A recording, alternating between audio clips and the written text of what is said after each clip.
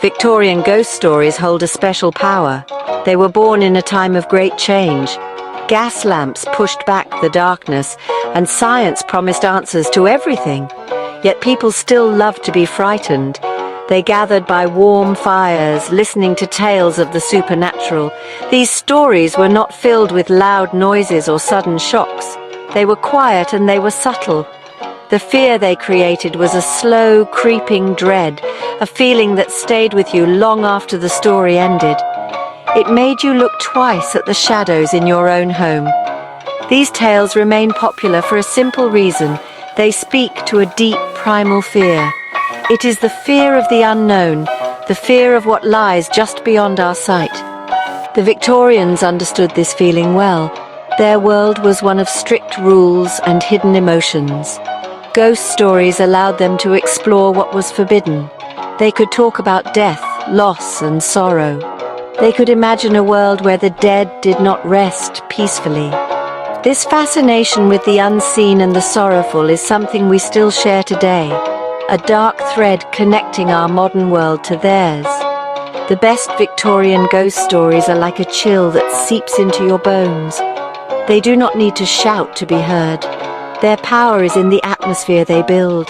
They use the setting, the weather, and the quiet moments to create a sense of unease. A creaking floorboard becomes a footstep. A gust of wind becomes a whisper. The stories make the ordinary world feel unsafe. They suggest that another world exists alongside our own, a world of shadows and spirits, a world that can reach out and touch us when we least expect it. This essay will explore one such tale. It is a story that embodies all the elements of a classic Victorian ghost story. We will journey to a forgotten village. We will meet a troubled spirit. We will witness an encounter that leaves a permanent scar. And we will understand why these old stories still have the power to haunt our dreams. They remind us that some fears are timeless. They remind us that the past is never truly gone. It is always there, waiting in the quiet corners of the world, ready to make its presence known. The story is set in the small village of Oakhaven. It is a place lost in the English countryside. The village is old. The houses are made of dark stone, and their roofs are covered in thick green moss. Tall, skeletal trees stand guard over the narrow, winding lanes.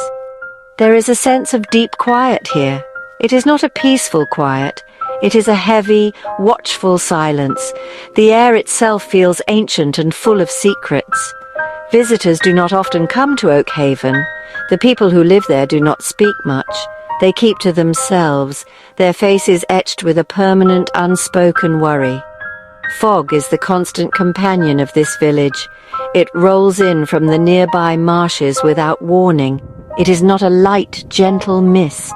It is a thick, wet blanket that smothers everything. It clings to the buildings and drips from the trees. The world shrinks to only a few feet in front of you. Sounds become muffled and distorted. A dog's bark sounds like a strange cry. The tolling of the church bells seems to come from nowhere and everywhere at once. To be caught in the Oakhaven fog is to feel truly alone and vulnerable, a small figure in a vast grey emptiness. At the edge of the village stands a single, lonely house. It is at the end of a path called Blackwood Lane. The house is large and derelict. Its windows are like vacant eyes, dark and empty. The paint is peeling from the walls, and the garden is a wild tangle of weeds and thorns. No one has lived in the house for many years. The villagers avoid Blackwood Lane completely. They walk the long way around, even in the brightest daylight. They do not look towards the house. They know what waits there. They know the stories. They feel the coldness that radiates from its decaying walls. The atmosphere of Oakhaven is the first character in our story. It is a place where hope seems to struggle for air. The constant gloom and isolating fog create a perfect stage for a haunting. The village feels cut off from the rest of the world.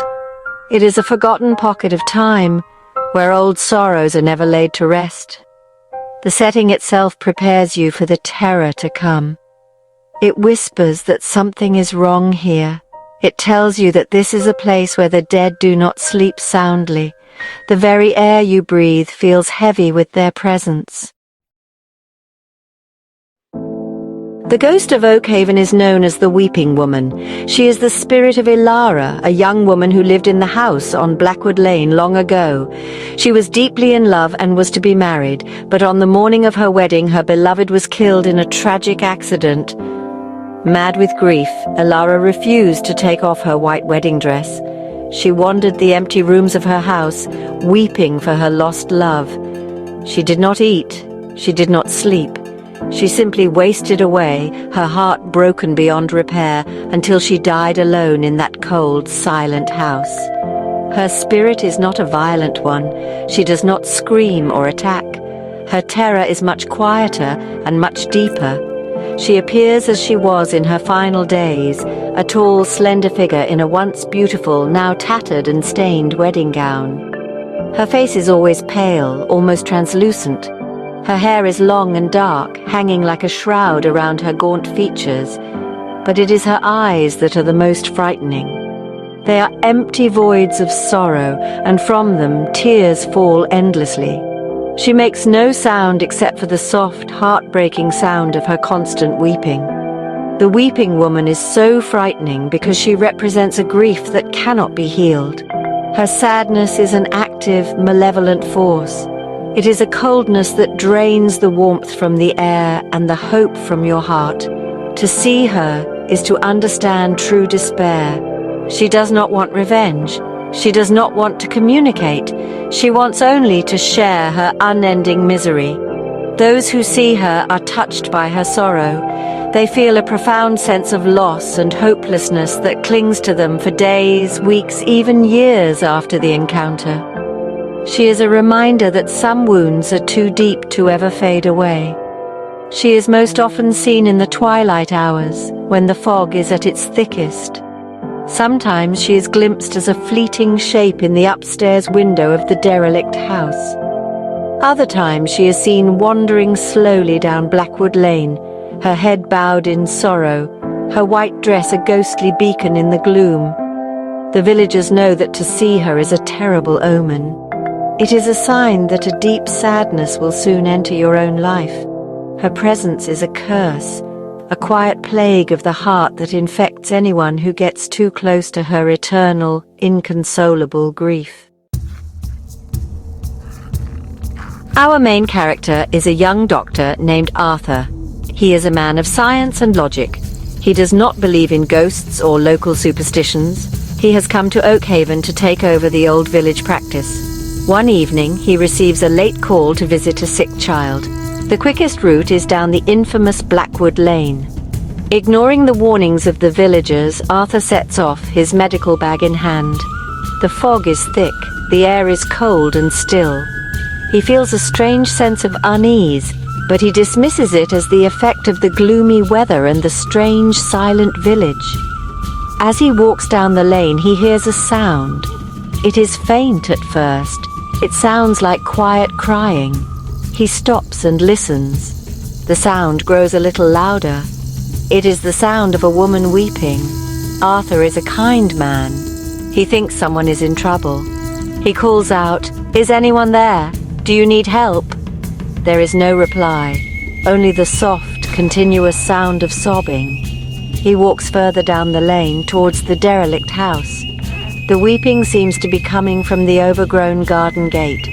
The coldness in the air intensifies, seeping through his thick coat. Then he sees her. Standing by the gate is a tall figure in a white dress. He cannot see her face clearly in the fog, but he can see that she is weeping. Her shoulders shake with silent sobs. Arthur takes a step closer. "Madam, are you all right?" he asks. The figure slowly lifts her head. In the dim light, Arthur sees a face of absolute, bottomless despair. Her eyes are dark holes in her pale face. As their gazes meet, a wave of indescribable cold and sadness crashes over him. It is not a human sadness. It is an ancient, profound grief that steals his breath and freezes his soul. Arthur stumbles back, his heart pounding with a terror he has never known. He turns and runs. He does not stop running until he is back in the warm light of the village pub, his face pale and his body trembling. The experience shatters his logical world. The feeling of that ghost's sorrow stays with him. It is a cold spot in his heart that never goes away. This is why Victorian ghost stories still scare us. They do not just show us a ghost, they make us feel the ghost's pain. They remind us that the deepest horrors are not monsters, but the timeless human emotions of grief and loss, which can haunt us forever.